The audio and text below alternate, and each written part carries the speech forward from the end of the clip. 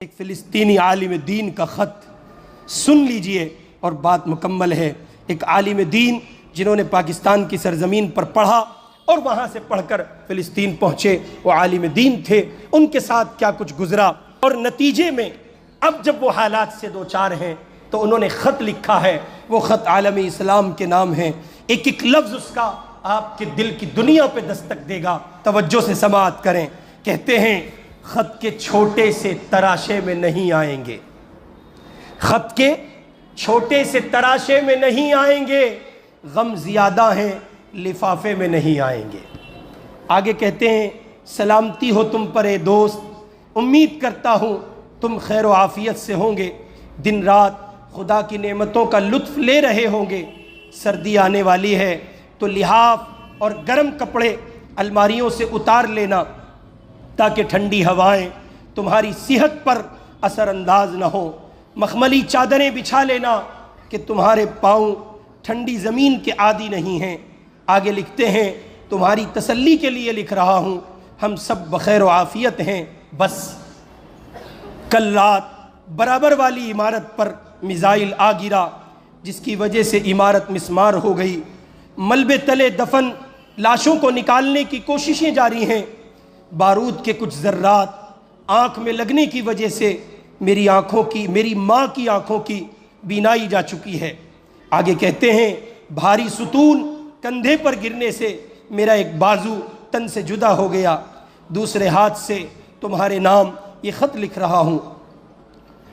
بابا پڑوسیوں کی خیر خبر لینے گئے ہیں، امید ہے کہ تھوڑی دیر میں ان کا لاشا صحیح سلامت گھر پہنچا دیا جائے گا، اور وہاں پرسوں ہی، اور ہاں آگے کہتے ہیں اور ہاں پرسوں ہی ایک چاند سے بچے نے میری بہن کے گھر جنم لیا، کل سے ہی میرے پہلو میں سویا ہوا ہے، سر کا اگلا حصہ کھلا ہوا ہے جہاں اب کچھ خون جمع ہوا ہے، لیکن آنکھیں نہیں کھول رہا ہے۔ سوچا تھا جب بولنے لگے گا تو پہلے میرا نام پکارے گا، لیکن ابھی تو صحیح سے رونا بھی نہیں سیکھا تھا کہ سو گیا۔ خیر اٹھ جائے گا، ابھی نہیں، جب اسرافیل سور پھونکیں گے۔ آگے کہتے ہیں سوچ رہا تھا ماں جی کو ہسپتال لے کر جاؤں، لیکن خبر آئی ہے ہسپتال میزائل کے گرنے کی وجہ سے تباہ ہو گیا اور 800 روحیں جسم کی قید سے آزاد ہو چکی ہیں۔ ایک ہفتے سے سبزی اور راشن دینے والا نہیں آیا، سنا ہے اس کے گھر پر بھی بمباری ہوئی تھی اور اس کا خانوادہ اس کے ملبے تلے دفن ہے۔ ملبے پر کتبہ لگا دیا گیا ہے جس پر لکھا ہے امت محمد کا مقبرہ۔ آگے لکھتے ہیں کبھی فرصت ملے تو فاتحہ پڑھنے چلے آنا۔ خیر یہ تو ہمارے یہاں روز مرہ کا معمول ہے، تم پریشان مت ہونا۔ اور سنا ہے تم تفسیر قرآن اور احادیث پڑھتے ہو، ایک حدیث ہے جس میں حضور نے فرمایا المؤمن کا جسد واحد، پوری امت ایک جسم کی مانند ہے۔ خط کے جواب میں اس کی تشریح ضرور لکھ دینا۔ دعا ہے کہ تم امن و سلامتی کے ساتھ رہو۔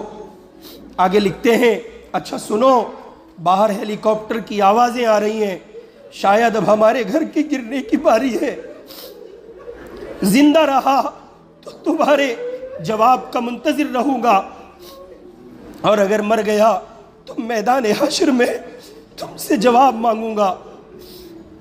اہل اسلام کو میرا بہت سارا پیار۔ خط من جانب آل غزہ، لاشوں کا شہر۔ اپنے من کی دنیا میں دیکھیے، آنکھیں کھولیے، بصیرت کی دنیا میں جائیے، چشم تصور سے سفر کیجئے۔ یہ سب کچھ آپ کے گھر میں ہوا ہوتا تو آپ پر کیا بیتتی؟ آپ نے اپنوں کے لاشیں نہیں اٹھائے، آپ نے پیدر پہ جنازے نہیں اٹھائے۔ میں اپنے نوجوان دوستوں سے گزارش کروں گا اگر اب بھی آپ کو برانڈیڈ چیزوں کا شوق ہے اور اس کا ہیضہ سوار ہے تو پہنو، میں انکار نہیں کر رہا ہوں، برانڈ پہنے آپ، لیکن وہ پہنے جو آپ کے مسلمان بھائیوں کے لاشوں کا سامان نہ بنے۔ وہ چیزیں استعمال کریں اور دیکھیں، سوچیں، جب آپ کسی مشروب کو پی رہے ہیں تو کہیں ایسا نہ ہو کہ آپ حقیقت میں کسی فلسطینی کا خون پی رہے ہیں۔ اللہ رب العزت والجلال مجھے اور آپ کو ان معصوم فلسطینیوں کی حمایت، ان کی محبت، ان کی اعانت کے لیے قبول فرمائے اور ان کی پریشانیوں کا خاتمہ فرمائے۔